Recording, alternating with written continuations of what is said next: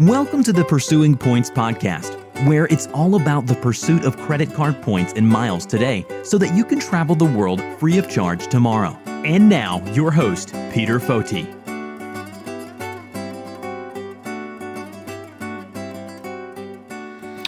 Hello, everyone. Welcome to the Pursuing Points podcast. My name is Peter, and I'm your host as always.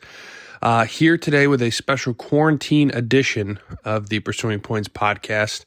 If you're listening to this by now, you're certainly familiar with the COVID-19 or the coronavirus pandemic that is sweeping the globe.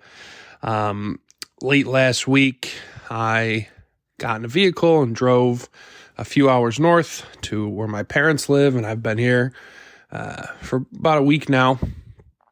And working from home, trying to practice social distance. I have certainly been washing my hands more than I ever have in my entire life. Hopefully you are all as well.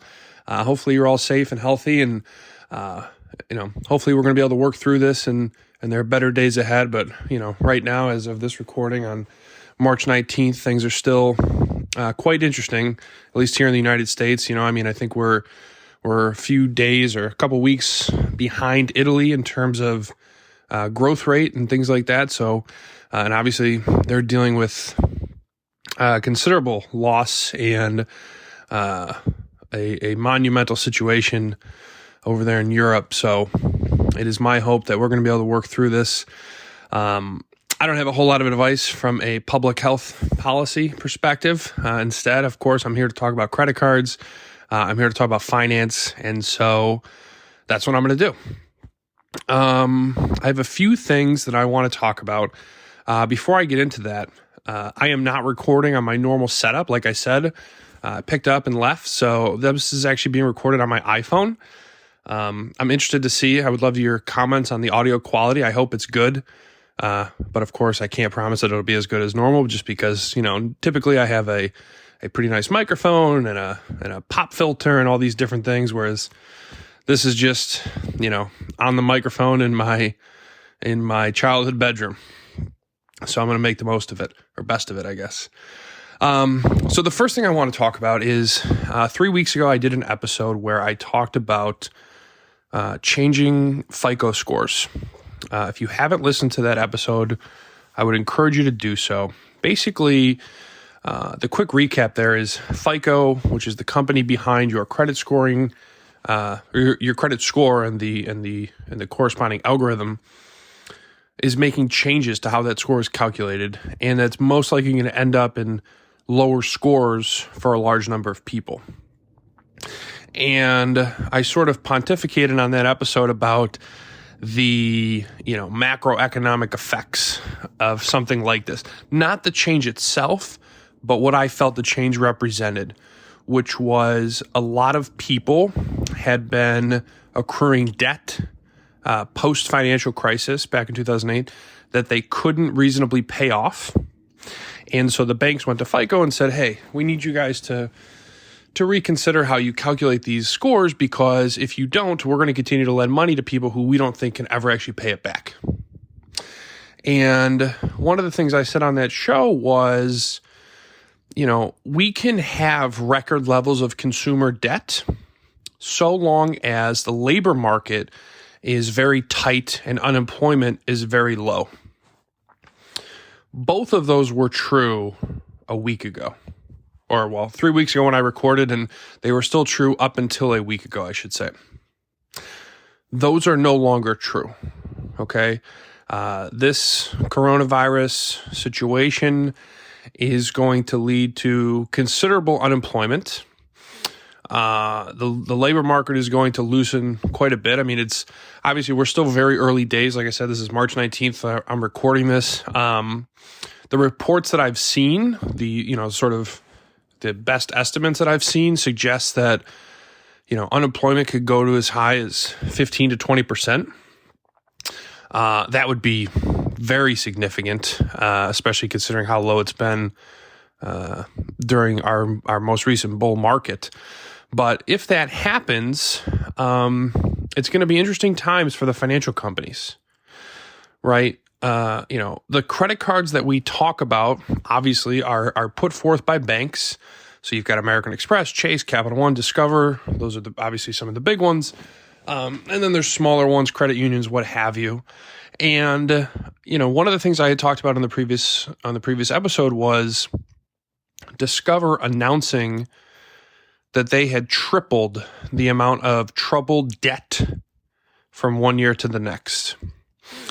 And, what my fears was, or what my fear is, I guess, still is, as unemployment rises and people start to default on consumer debt, banks will be in trouble. Now, it certainly remains to be seen if the trouble banks will be in as a result of this forthcoming crisis will be anywhere near what the trouble was that they found themselves in back in 2008, 2009. I don't think so. In 2008, 2009, the banks were so over-leveraged, and they were over-leveraged on a product that they believed could never effectively default. And that led them to make some very bad bets. Now, nobody believes that consumer debt can't be defaulted upon. And as far as I know, there are no synthetic CDO equivalents in the consumer debt marketplace. Synthetic CDO, so CDO is a collateralized debt obligation, and synthetic CDOs are basically derivatives of the original CDO, which is basically a collection of mortgages. Frankly, the whole thing is very confusing.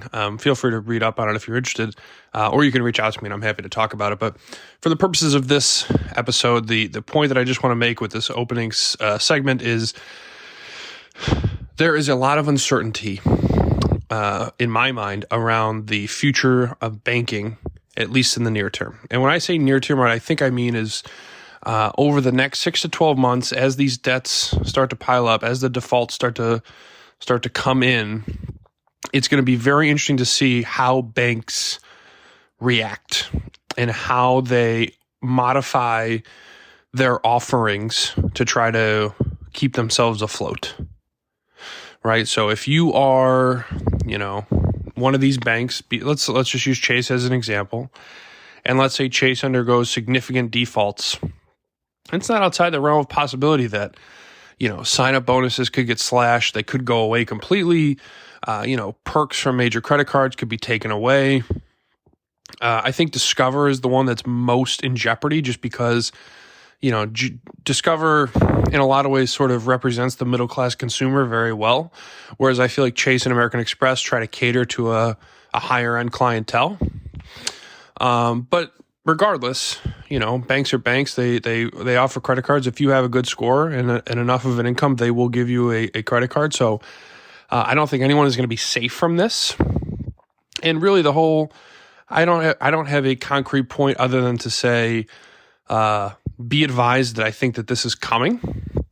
I guess to that end, I would say if you have products in mind that you're very interested in, and you see sign-up bonuses or offers that are compelling, and I would say to take advantage of them, because we're entering into a period of uncertainty where it's not clear that those same offers will still exist in, say, a year from now. It's not clear that those same cards will continue to exist in a year from now. So strike while the iron's hot, and that would basically be my advice for that. The other thing that I wanted to talk about is I have been a Delta Platinum Amex card holder for, I want to say 4 years now. And so when I first got the product, the first year or two, I was traveling quite a bit.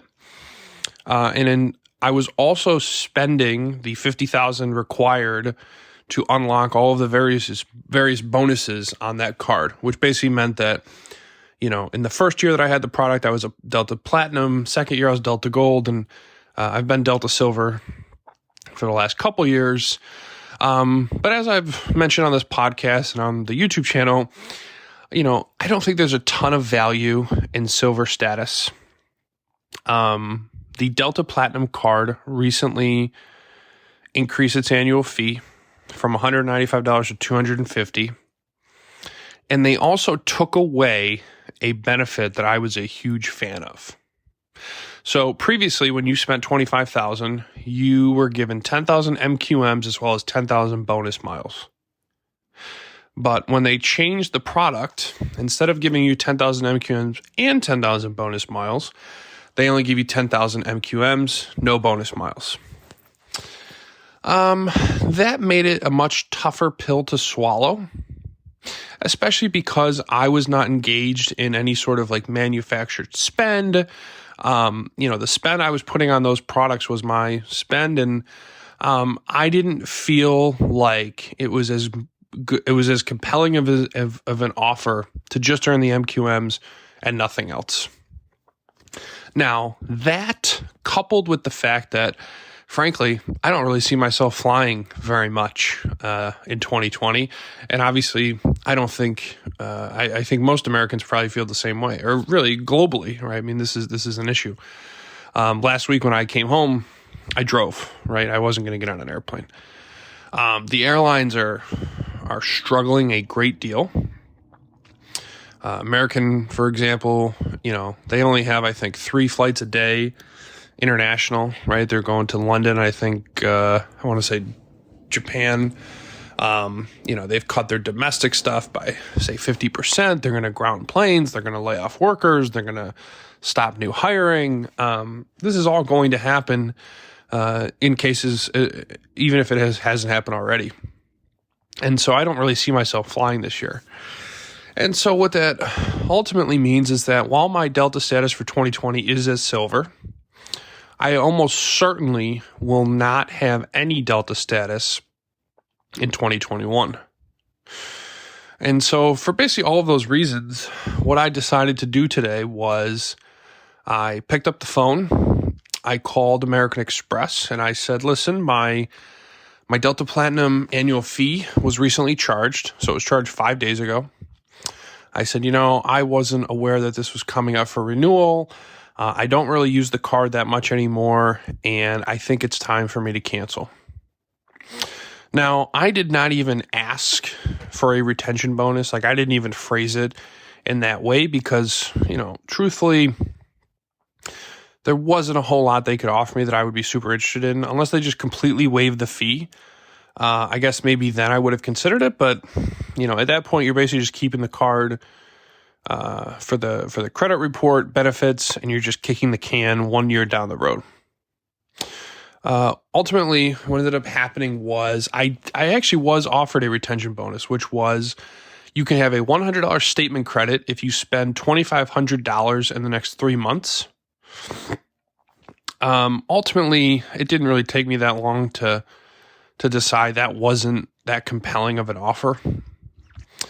$2,500 means that you're going to get 2,500 Sky Miles plus a $100 stack credit, but I had to pay $250 just to keep the card. So I was still going to be underwater from that perspective. It only would have made sense if I thought that I would have used the card to the $25,000 or $50,000 threshold this year, which again, I just had no plans of doing.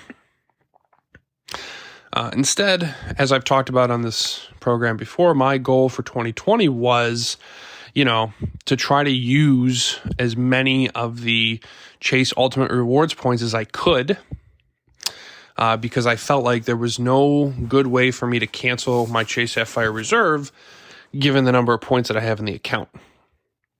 And unfortunately, what happened was, I first booked a flight to Charlotte for last weekend, or 2 weekends ago, a flight that I had to end up canceling, a flight that I used Ultimate Rewards points for. Now, because of this COVID-19 situation, I was able to get a full refund, but obviously I don't get the points right now. I just have the money on Delta. And I have 2 flights coming up in May from New York City back to where I am now, both of which are for different weddings. And based on the way things are right now, neither of which I expect to actually take place. And if that happens, I'm not hopeful that I will be able to get back that money. Although, who knows, right? At the end of the day, this is an unprecedented situation. So maybe that means there will be opportunities for the airlines to show some goodwill, especially to the American taxpayer, because we are the ones who are going to be bailing them out in a couple weeks here. And maybe they will end up giving me a refund. But that's that. Ultimately, so like I said, I declined the $100 retention bonus. I was then offered, do you want to downgrade to the Delta Blue? And I think that downgrading can be a very good option or a good strategy, because what's good about it is that you get to maintain your credit history. You get to keep the same card number. You just switch to a different product. So it's beneficial from a credit report perspective. The reason I chose not to do it is I wasn't super concerned over the impact of my credit report in canceling this card. And I want to leave the option open for me to sign up for the Delta Blue, or really any product for that matter, in the future and take advantage of a sign-up bonus. So I ultimately declined the opportunity to downgrade and ended up canceling the product. So for the first time in a long time, I do not have, actually, I guess I don't have, well, no, I still have the Wells Fargo Propel, which is an American Express, but I no longer have any Delta products. So it feels kind of weird. It's sort of interesting. One thing I was considering at the beginning of the year was, do I sign up for the Delta Reserve? But that was only going to make sense if I had plans of flying significant or amounts on Delta and also spending significant sums on that card. And frankly, at this point, I don't anticipate either of those coming to fruition. For me at this point, and really the advice I'm giving to everyone at this point, most especially myself, is, do a triage of your finances, of your monthly spending. Find those subscriptions that you have that you don't really use, the $5 or $10 a month, whatever they might be, and try to cancel them. I think that from my perspective, tightening the belt at times like this, there's really no downside, right? With as much economic uncertainty as currently exists, it behooves everyone, regardless of your tax bracket, to take inventory of your spending, of your assets, and of your liabilities, and trying to come up with a plan to pay down the liabilities if you can, increase the assets if you can, and trim the spending if you can. So, from my perspective, that was additional motivation to cancel the Delta Platinum was, $250 at a time like this for a card I don't really need. Listen, I'll take the credit report hit.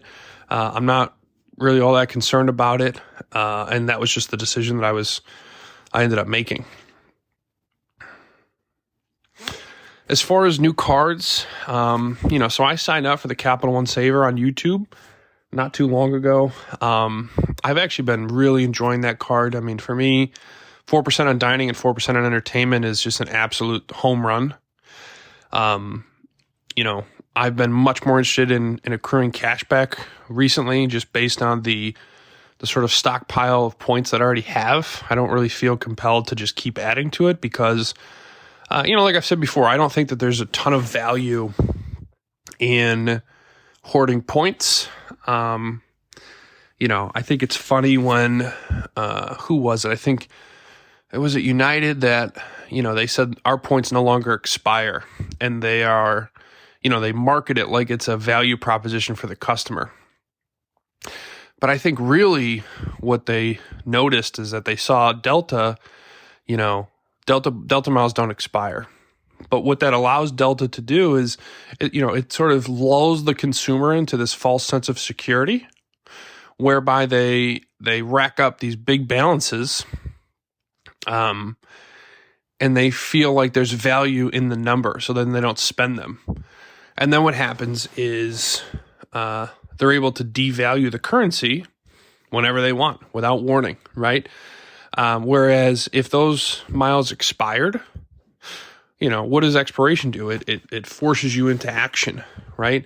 In the same way that when you go on Ticketmaster and you add a concert ticket to your cart, there's a 10-minute countdown timer, right? That sort of sense of urgency is how they're able to convert at such a high percentage. And, I would say that if you had access to the numbers inside of those credit card companies, what you would see is that when they had expiration dates, people actually used them a lot more. Whereas now they just kind of sit there. And although, on their balance sheet, they have to kind of say that that is a liability. The reality is when that liability gets too big, they can just slash the number, right? They can just devalue the currency. And guess what? Nobody spent anything, but we just deflated the value of the currency. That was very much a tangent, but I think I started the tangent by saying that, I'm very interested in earning cash back right now. The Capital One Saver has been very good to me. I renewed my Buffalo Bills season tickets as soon as I got the product, which meant I unlocked my sign-up bonus right away, plus I earned 4%. And, obviously, I'm hopeful that by September, this situation will be well enough under control that we can participate in Buffalo Bills tailgating and go to the games like we always have. But frankly, I don't know what that's going to look like, Just this evening, I saw, I think, 7 more NBA players tested positive for COVID-19. So very scary time. But my hope is that this podcast, just talking about credit cards for 20 minutes was a nice little reprieve for everyone. I know it was for me. I think that this was fun. And who knows, I might do more iPhone episodes like this just when stuff pops into my head, because obviously, as regular listeners will know, my sticking to a regular schedule hasn't seemed to work out. So I guess I'll just have to be a little bit more flexible. That's all for now. If you listened to this whole thing, I thank you so much. I would encourage you to check out the Pursuing Points YouTube channel and subscribe if you haven't already. Of course, as always, subscribe on iTunes or wherever you get your podcasts, rate it 5 stars, blah, blah, blah, blah, blah. Thank you for your support. I wish everyone well. Hope you're all staying safe. And as always, if you have any questions, comments, etc., you can email me, peter@pursuingpoints.com, and I will help you out as best I can. That's all for tonight. Have a great day.